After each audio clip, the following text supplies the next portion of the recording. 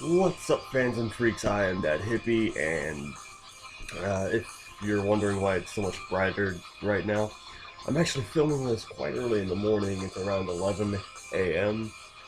I get up usually around here. I just got out of the shower myself, but don't worry, I just got done checking my Twitter for like the first time in a couple weeks. The one dude flipping out about Dragon Age Inquisition video, Khaled, so I don't know how to say your name, but yeah, don't worry. The Inquisition video is coming. I tried to upload it like all of yesterday, and it was giving me a hissy fit. It wasn't working. But no, Inquisition is coming. It is coming. It'll be up this weekend, hopefully. Tomorrow at best, Monday at worst. For those of you that are wondering, yes, I do consider Monday part of my weekend, because Monday is part of my weekend. I work on YouTube videos usually from Tuesday to Saturday.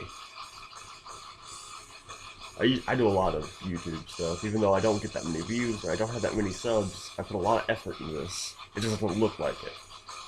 Um, so this is partially an update video and partially touching on a subject I haven't really touched much on here, but a lot of you guys seem curious about.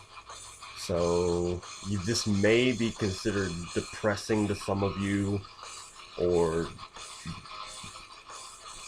it's mature content going down this road, and it's not good, and it's not fun, and it's not happy-go-lucky. So if you want to keep your good mood intact, I'd suggest just skipping this video and going on to the next one you have in your sub feed, because this is not going to be fun for you.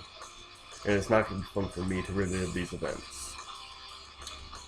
Okay, so about a month back, I touched on a subject that someone picked up on. I mentioned my nightmares, and a lot of you guys don't seem to know what I mean by that. And a lot of people are like, oh, if this is a nightmare, you can just wake yourself up from them. But no. Because I have such a creative imagination, I can literally think anything and make it look realistic in my mind while daydreaming, and still be able to operate like a normal human being, going through the menial tasks that I can do throughout the day. But that's not the only advantage this has. I can actually go back and review and relive my memories that I have in my head to the T perfect. And it's a useful skill to have, if not quite annoying sometimes. But this has a downside.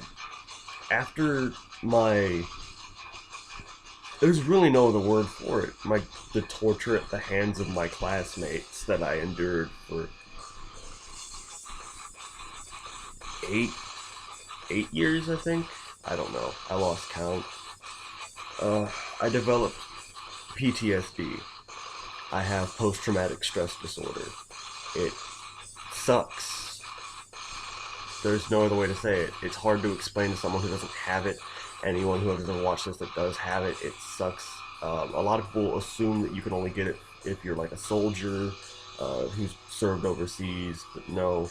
It's any form of highly stressful situation that you don't think you can live through can result within post-traumatic stress disorder, and I have it because of the torture I endured at the hands of my classmates, people I was supposed to go to school with, be friendly to, and try to be friends with.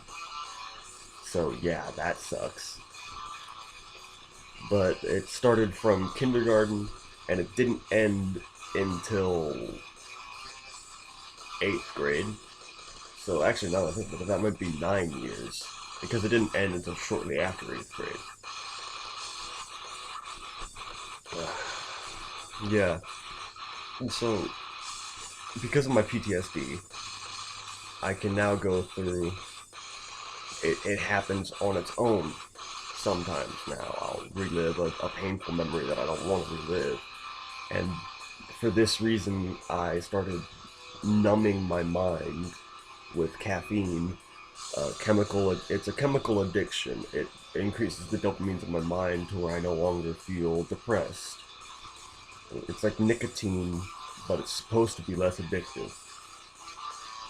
and I just started buying the cheapest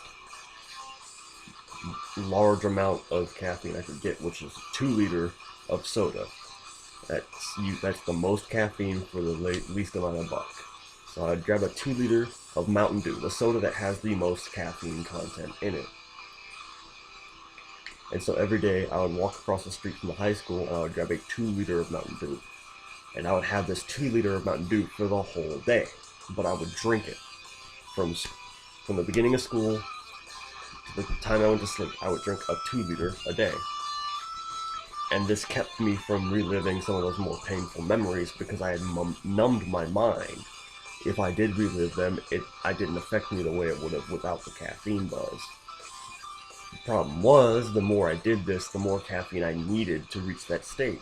So instead of being 1 2-liter a day, it became 2. Instead of being 2 2-liters a day, it became 3. You see what I'm getting at with this point? By the time I left to go try and do college, I was at 4 2-liters a day. By the time I came home from college, I was back to 3. When I was at college, I got down to 2, but then the nightmares came back, so I had to go back up to 3. I drink 3 2-liters worth of caffeine to keep from reliving some painful memories. And the other downside to this was if I didn't have that level, I became irritable, and I became violent, and I became volatile. Well, right now I'm back down to a 2-liter a day is what I need to keep from reliving the most painful memories I have locked away. But the one time this caffeine trick never worked for me was when I was asleep. And I would relive the most painful memories I ever had, whether they be from words spoken to me by a family member that stung, or one of the more brutal beatings I endured from some of my classmates, or whatever. I started calling these memories the nightmares. And what happened was, around senior year, I was able to lock the nightmares up.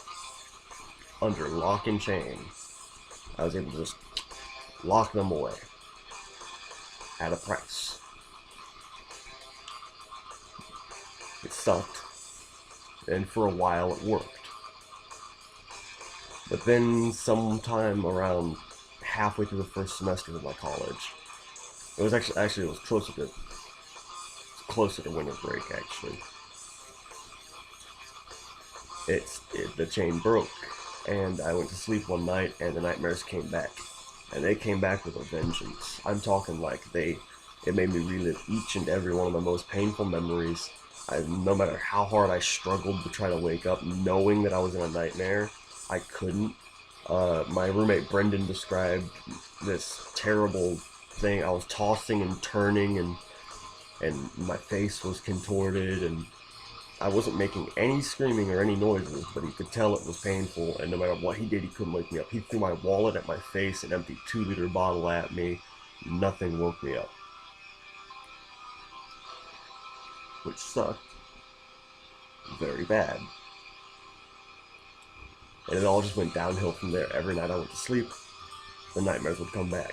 And while they wouldn't keep me trapped in there, I could wake myself up after a certain time. After a while, I just couldn't handle it, and I ended up leaving college and coming home because here the nightmares are less frequent. They are less frequent, and I'm not sure why, but they are. So I'm doing this for my own mental safety is why I left college. I didn't leave college because of money issues. I didn't leave college because of people. I did it because my own mental stability was threatened. And so that's what I mean by the nightmares. The nightmares are the most painful memories I've ever endured, coming back night after night after night after night after night because of my PTSD. And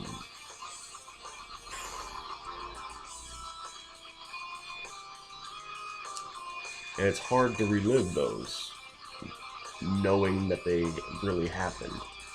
If it was something my mind just cooked up, or if it was a trick of my mind making a good memory look bad, I could handle that a bit better. But it's because I know that these memories literally happened exactly the way I'm seeing them in my nightmares.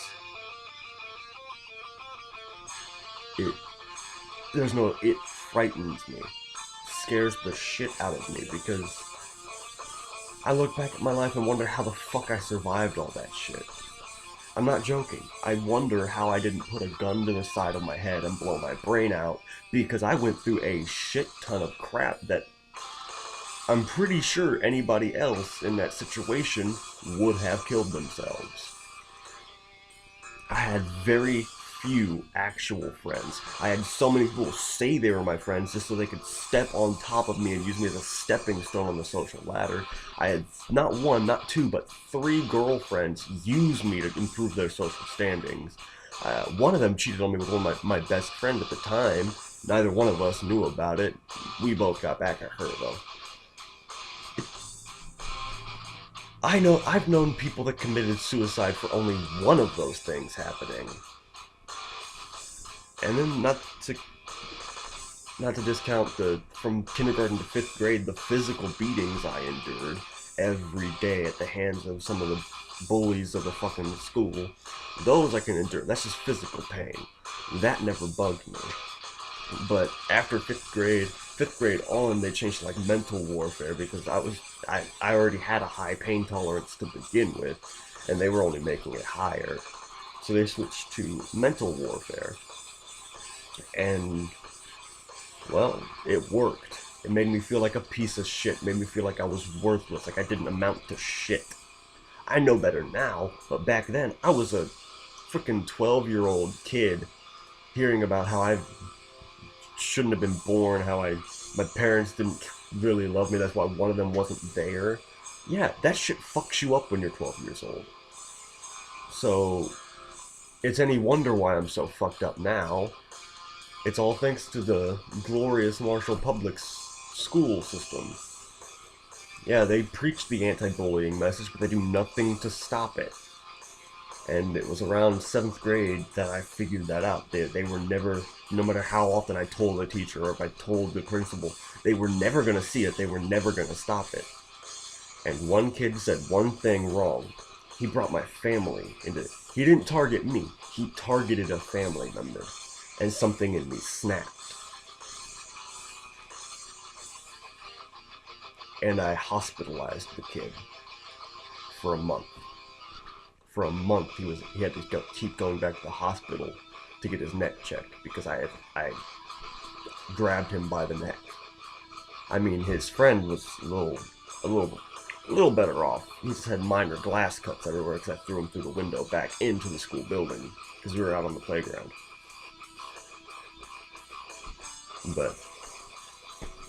And from that day forth, from anytime I was being bullied or anytime a friend of mine was being bullied, I beat the shit out of the bully.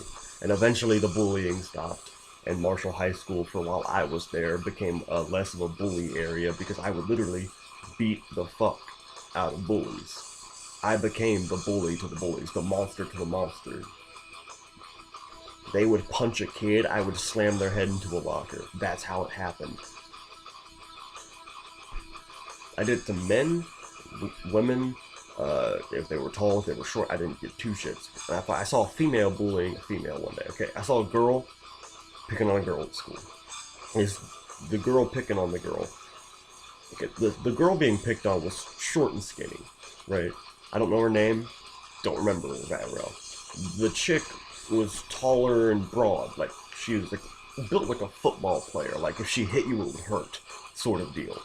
And so, she's just picking on the small girl. I walked up behind her, grabbed her by her hair, and just smacked her head into the locker. Because they were back against the lockers. Well, I grabbed her by the hair and moved the kid out of the way. BAM!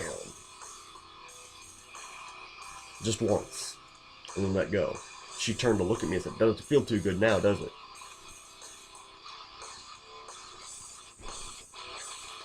And I had built up a reputation around me in my school that I hated bullying, and I would attack bullies if I saw them. I had built that reputation up myself.